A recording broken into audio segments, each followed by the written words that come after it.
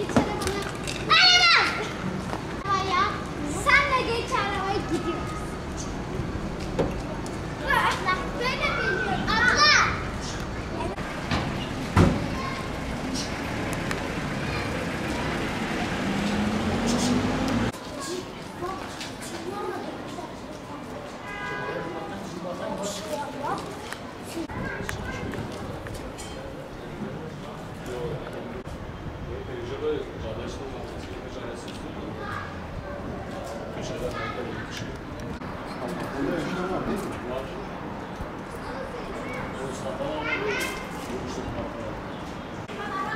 Ee, 2014 yılının 6-8 Ekim'inde bir Kurban Bayramı'nda kendi halkına et dağıtmak için yola çıkmış, iyiliksever, milletini seven, inancında masum gençlerin katledildiği Cengizler'deki Özturan Apartmanı'nın önündeyiz.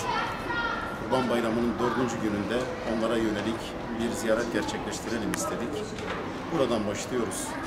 Bir dönemin vahşete tanıklık eden, zulme tanıklık eden canlı bir tarihin bir hafızasının anısı, hatırası önündeyiz. Bu vesileyle bu genç kardeşlerimizi, bu şehit kardeşlerimizi bir kez daha rahmetle ve minnetle anıyoruz. Onları unutmayacağız ve Allah'ın izniyle unutturmayacağız.